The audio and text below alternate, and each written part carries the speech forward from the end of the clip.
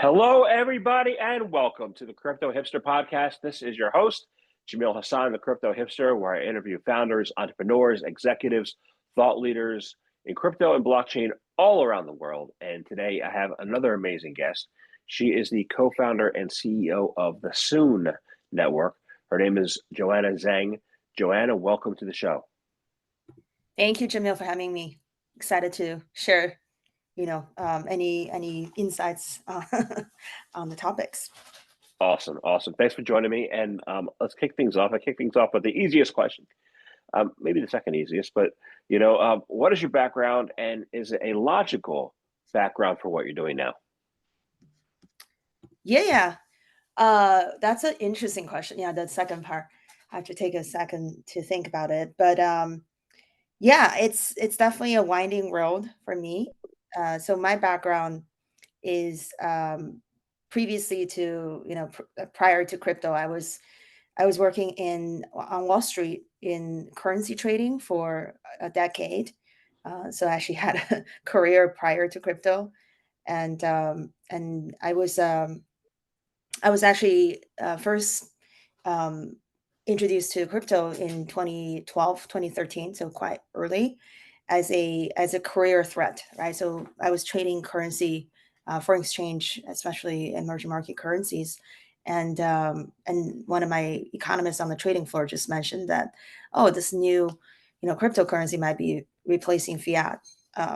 So that was my instinct as a trader, right? You hedge your career risk with your investment, personal investment in Bitcoin. At the time, that was the only currency, cryptocurrency. So I sadly put all the money into Mongol, the one crypto exchange that got hacked and basically got robbed. So yeah, so that was my kind of like beginning of the end. At the time, I just didn't really give another think until time passed, move forward to 2017. That's when I started looking at the crypto as more than just an investment vehicle, and more as a technical vehicle, right? So that's when Ethereum really got into this programmable smart contract capability, and extending the crypto use case from just a P2P, peer-to-peer payment network into more of a basically a programmable like network that can do, you can do anything on top of. So that was really interesting theory, and then I quickly realized my background did not, you know equip me well to talk about like the white paper that was released at the time. So I took a coding lesson, learned about Solidity, and then I basically helped founded the first crypto community here in New York, and called Crypto NYC. We actually got that OG name, and it was really, kind of beginning of the end, right? Everyone just talking about this, the entrepreneurship, journey that they started, and that got me really into my first full-time job with crypto. That was at the Coinbase, first on the leasing team on the institutional side. Basically, still kind of talking to my old clients, but talking about this, basically using crypto as a new asset class. And then later on, basically talking specifically to protocols that are looking to get listed on Coinbase. So then that fast forward, I I was part of this like massive Coinbase layoff in 2020. I'm trying to remember the exact year, um, when the last bear market hit. Um, as I was part of this like NFT marketplace launch that was deprioritized by the company and by the industry. So ever since then, I was actually in infra building stage, right? So first worked at Optimism as a BD lead, actually working on the other side of Coinbase, and brought them in as the first client of OP Stack, building their own base chain. And then later on moved to another protocol called Alio, so TK at one chain. So yeah, basically took two projects to TGE time, and all of this time still thinking, there's something missing, right, in the space, that we need the right infra project that can bring like mass adoption, or user adoption. So I had the idea back in East Denver last year. I'm trying to remember. So that's more than a year ago. And then that, even at the time, it was very clear that Solana was the one place that you have a lot of these new narratives popping out, and it's onboarding new retail cloud, right? Like a lot of new generation. Like I'm talking to all these Gen Zers in New York here that got onboarded to crypto last season through the memes, through Solana, right? So I think the main thing that I realize is it's really important to have the right builder culture, and to have the right tech, right, to differentiated tech to facilitate that. So every builder can, build like the 99% of the use case out there that's not being bottlenecked by the text itself, and then really focus on delivering the best user experience at the end of the day, right? So yeah, that's the short end of it, like why we decided to do soon stack, right? That's basically bring the top performance and the builder culture of Solana to every ecosystem, starting from Ethereum. Awesome. So really, really, so it's perfectly sounds perfectly logical to me. You Yeah, I guess so. Yeah, logical in the sense that if you're taking some calculated risk, right, and doesn't mind taking some pay cuts on the way. Right. I took pay cuts, so then I absorbed some hacks. Now we're pay cuts. I consider that pay cuts too. So, soon network, right? Yeah. What's it all about? And what's your vision, your mission? Where do you want to be? Where are you at now? What do you see your role is in the crypto ecosystem? hmm Yeah, for sure. I was kind of teasing that out. The vision is really, we wanted to make Solana virtual machine, right? Solana, the execution environment, as the gold standard that gets expanded beyond the existing Solana chain, right? So why are we doing that? Because there is a existing user base that lives on, let's just use Ethereum as an example, because that's just the one ecosystem that needs most saving. Let's face it. I think it's a good day to say that when, yeah, ETH is trading at the way it is right now.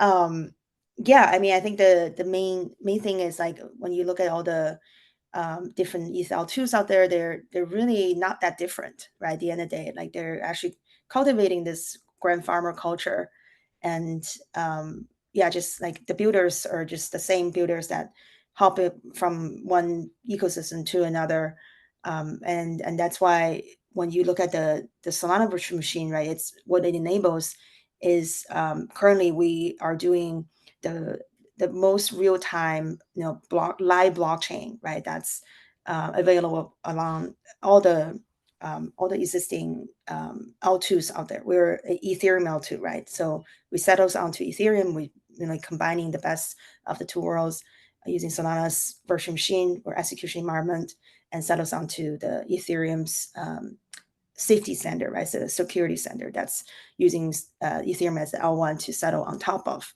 So because what we're doing is bringing all the 50 milliseconds block time, the high performance metrics, 30K TPS, actually about to be increased to 80K TPS because our Fire Dancer integration. All of that is bringing new use cases into Ethereum, into other ecosystem, and then we're starting to see these, really interesting, unique, right, user features that you just previously couldn't see on the EVM land. Using example, right? So I was very much of an ETH maxi. As you can see from my background, I was Coinbase, I was Optimism, and then I started exploring these, DEX aggregators on Solana, like Jupiter is example, right? They have DCA value average, like all these like batch transaction processing capability that just really rivals, or beat the rest of the DEX aggregators out there. So to me, like it's again really more about bringing the best user experience to every user, right? So it doesn't matter if you're like in the Ethereum ecosystem, or actually in our case, we also are selling on top of BNB. So that's another ecosystem that we were able to extend Solana to, right? It doesn't matter which ecosystem you're in, but you get that best user experience. And then from the from the developer perspective, it also makes sense because they just develop once and then they deploy everywhere, right? So this multi-settlement approach allows the Solana builders or people that previously wanted to build on Solana, so they're using Rust language to build their smart contract.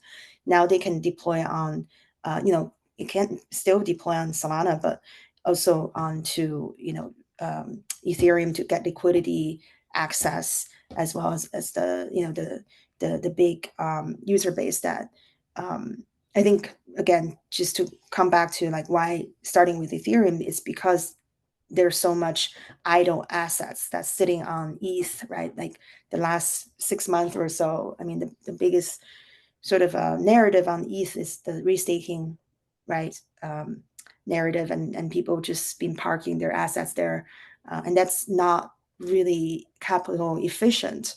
So by bringing these high frequency, high trading, almost like micro transactions in a sense, it's bringing all these assets more liquidity, right? Letting it really flow within the ecosystem, and that truly creates value for the user. Awesome. So I'm looking back at consensus last year, which was around this time of May. Mm-hmm. And everybody's bullish on Ethereum. You know, and you just said, and something's happened over the past year, and you Yeah. just said it, Ethereum needs saving, right? Mm-hmm. So there might be a couple of myths out there I want to explore. First is, why does Ethereum need saving and at a crossroads? And then second, you mentioned memes. Why have Solana's only or best successes been just for memes? Mm-hmm. Yeah, yeah, definitely myth on both sides.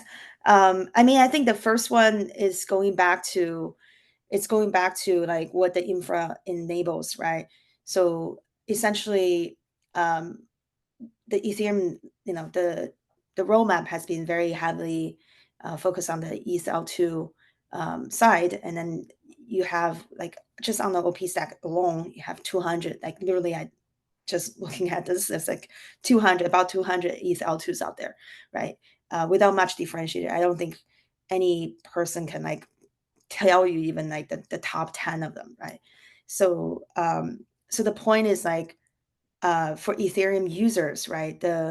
Um, the the experience fragmented, the liquidity is fragmented, the overall um, the overall like the builder culture is also fragmented, right? So what this really is, um, essentially bringing back to the user adoption is like, it just further exacerbate the idea of like, Ethereum is for boomer, to be quite honest, right? Like it's very much for this OG money who park their assets, like as I was saying, right, this rate taking protocols, or perhaps like people who got into crypto in 2020, 2019, right? Like in the last cycle through the NFT craze.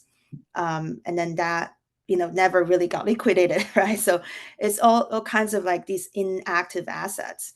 So so that's what we were trying to bring, these new execution environment into Ethereum, so the users can finally make some use out of those assets, right? Can actually start like trading, perhaps like meme is only one example, it's maybe not the best example, but AI agent, right? Like all these new narratives, prediction markets, right? All the new narratives that got first introduced by Solana, right? Because it's enabling people to trade in such a high frequency that were just previously not available on the EVM stack, right? So I think that's what's really powerful about bringing these very differentiated tech stack into Ethereum, and it's actually saving Ethereum from the lack of user adoption. And then you can look at this like from a user activity perspective, right? Like there's so much more user activity currently happening on Solana versus like on the ETH L2s, all the ETH L2s plus Ethereum mainnet. So yeah, so it's going back to, you know, people are voting with their own transaction. But at the same time, you know that there's still a lot of Solana builders that can benefit from getting access to this huge user base that are kind of like just idle, right? Sitting on their hands and not being able to do anything. There's actually a good report on the Electric Capital report last year that talk about the Rust builders, right? There's the fastest growth happening on the Solana side because the Rust builders, they were able to get onboarded from the Web2 world. And I think the most bullish part is like it's still really just scratching the surface when you look at the percentage of Rust builders that's currently building in Web3 versus, you know, in out there, right? Like outside this bubble. So so I think, yeah, it's like essentially when we look at all the different virtual machines, we looked at actually Solana, and then, you know, Move, Fuel, a few others, next gen VMs, and it just become really clear that SVM is going to be what's going to save Ethereum from this current kind of lag, right? Because the high performance itself, but more importantly is the maturity of the ecosystem, right? All the other ones I mentioned, you know, they're only been around for like 2 years or less, you know, just by like number of years, but also number of like developers in the ecosystem, the developer tooling, right? Like the entire experience, like how many people are building on top of that is evidence why SVM is the end game. Yeah, so that's answers the first question. Sorry, that was a long answer, but I wanted to cover the grounds.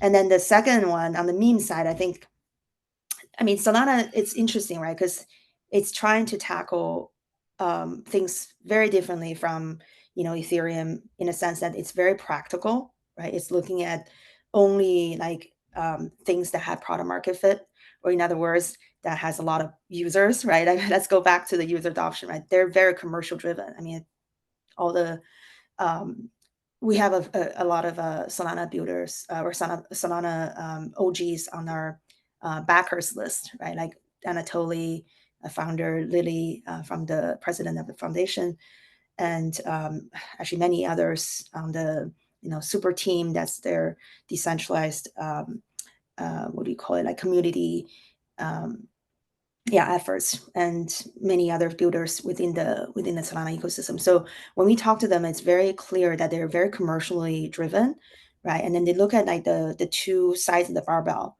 So on one end, you have these speculative, you know, PMF cases like memes, right? Like yeah, basically almost like a gambling type of activities on blockchain that is PMF, right? And then the other side, you have these like boring stuff like RWA, like stable coins, right? That's also PMF, right? It's starting to pick up the institutional adoption. So I think they're really smart in just only focusing on those two, as opposed to Ethereum Foundation, right? As a prime example of this, and a few other protocols only focus on like research side, right? So very early on, like non-production ready. Yeah, you know, kind of like a, you know, future generation type of I'm not gonna give examples because then you know who I'm talking about. Like that kind of endeavors. So yeah, I think that's why like I was also very attracted to the builder culture on the Solana side. It's like all about shipping. Yeah, I remember when the price came down a couple of few years ago to like $9 or whatever. You know who didn't give up were the Solana developers. They hung in there. So Mhm. that was impressive. What the result of that, you know, I also noticed that there was, you know, I like the fact that you're saying that Solana SVM is the cure to Ethereum, because a lot of other people would say Solana is going to take out Ethereum. There's going to be no more Ethereum. So um, Right. I like the approach. You know. Yeah. Yeah. I mean, after everything I talked about Ethereum's not going to go down to zero. We all know that, right? It's going to exist for a very, very long time. Yeah, I mean, I think that's the reality of it, right? So we have to figure out how we can again bring these like new energy, right, new builders into the Ethereum world, and bring that kind of similar experience or even better experience to the Ethereum users as well. Yeah. So I'm good with that part. The question that I have is how you enable high speed, which Solana is known for, Right. without compromising decentralization, because Solana, from what I understand, is very centralized. So how do you Yeah. spark Yeah. that balance? Yeah. Great question. We have been working on this. Essentially, I mean, I guess is Solana very centralized? That can be another debate, maybe for a different episode. But uh, yeah. I think the main thing is, we're using a typical L2 technical design, right? We're using a roll up sequencer model, right? So it is at this point a centralized sequencer, right, that we run, but we don't exclude the possibility of share that sequencing with other validators, right, and other chain operators. Just to be clear, right? So think of us as an OP stack for SVM. So we're not just simply building a SVM, single L2, right, general purpose L2. We're also building the tech stack that allows folks to use it and spin up their own chains. So either for application specific purposes or for the second, I think the second use case is even more important is to bring like the SVM execution environment to a EVM based L1. So the example here is BNB chain, right? So we so far have already successfully delivered within a year's time, less than a year time, two live mainnets. One is the general purpose chain I mentioned. That's like a POC chain, right? Dogfooding our own tech stack. That's called Soon mainnet. It's been live since January. We have 40 applications currently deployed live on that blockchain. About 20 of them, half of them, we know really well because they're Soon specific, and we basically help incubated them. And then on the second mainnet that we launched just recently, about 2 weeks ago, that's a SVML2 settling onto BNB L1, right? So using BNB as the settlement layer and security trust assumption. So that one is really interesting because it mixes up the distribution, the retail distribution of BNB chain, obviously, and also the top performance, coming from the Solana ecosystem. And I think it's even more kind of unique in the sense that it's also bringing this cultural barrier down, right? The East and the West, because not many people use BNB chain in the West, myself included. I didn't use it quite a lot until recently, like because of the SVM BNB is burning BNB as the gas token, instead of like ETH, right?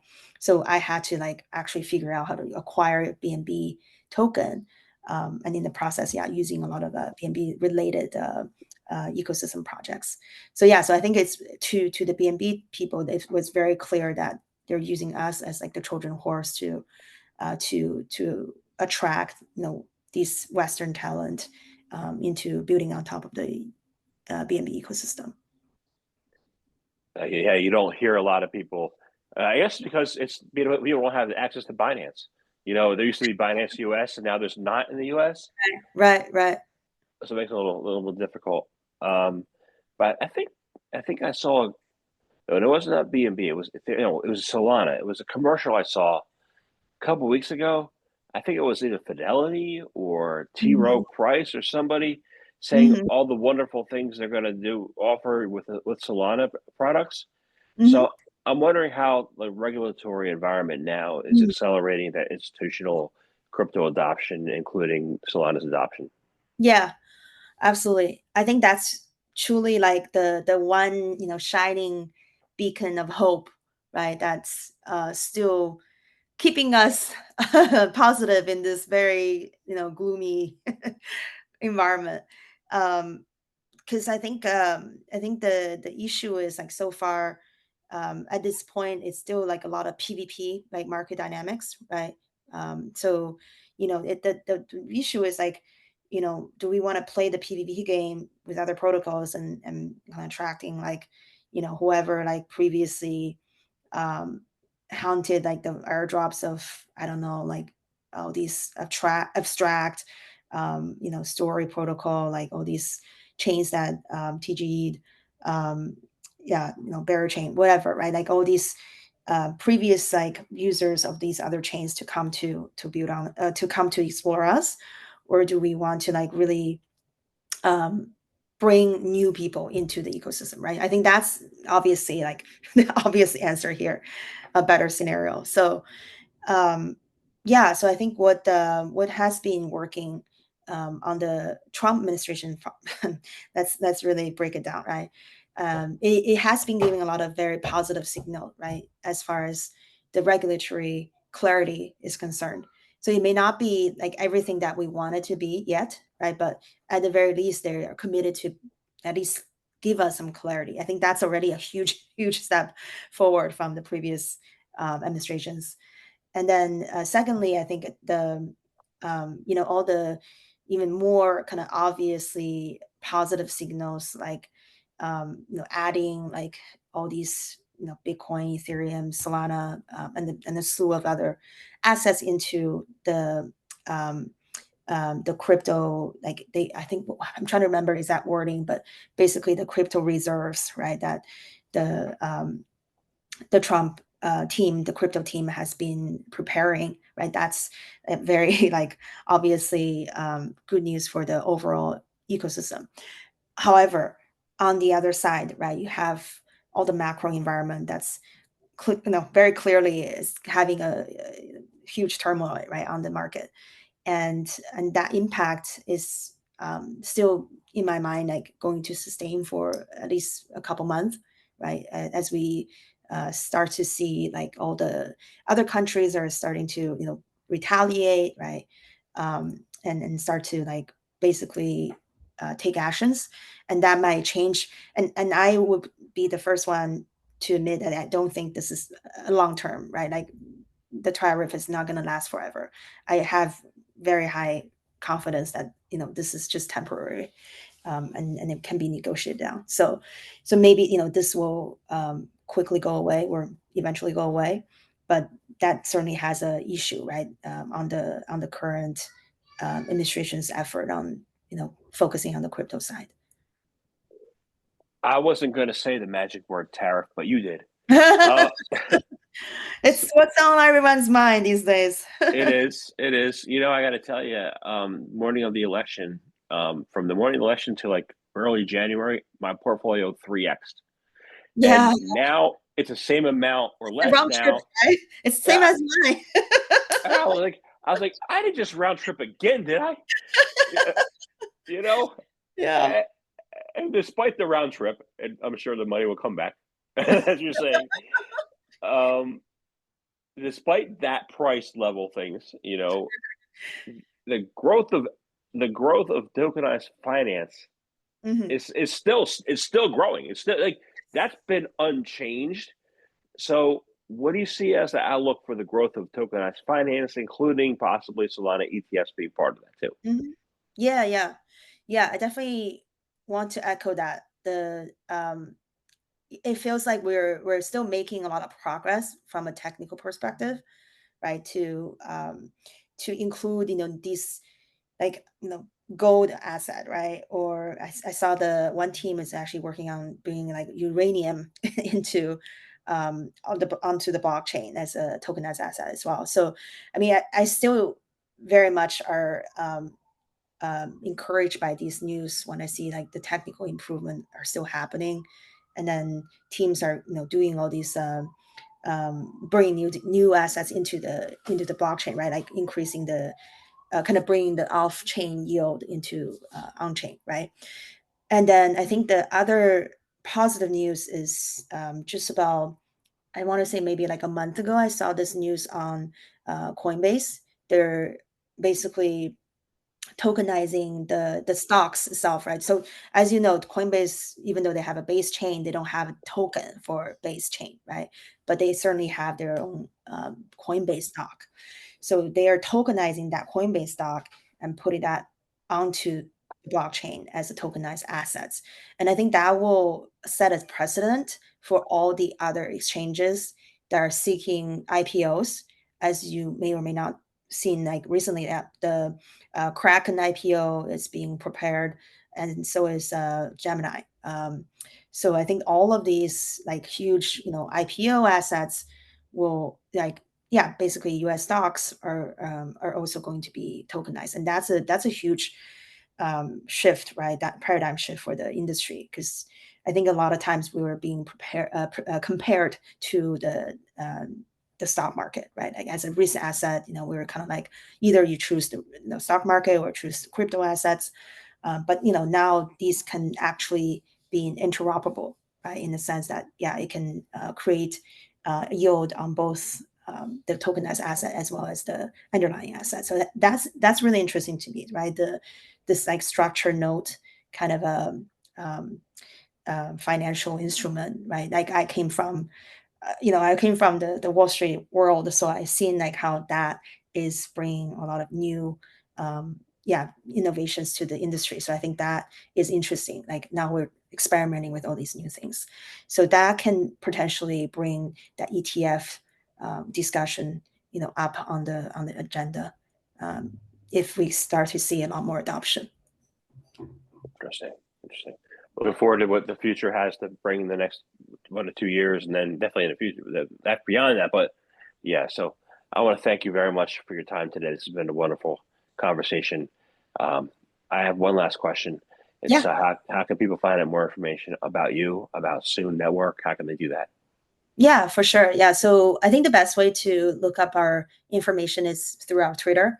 So you can go to soon_SVM, and that's the official Twitter. And then also our website is SOOS, so soon, not soon, but SOO.network, right? That's our website. And yeah, I mean, really love the conversation ahead of us as well. So yeah, we'd love to, continue to, yeah, come back and talk to the audience again when we moving forward with our all the product updates. Sounds great. Thank you very much for your time today. Thanks, Gemma.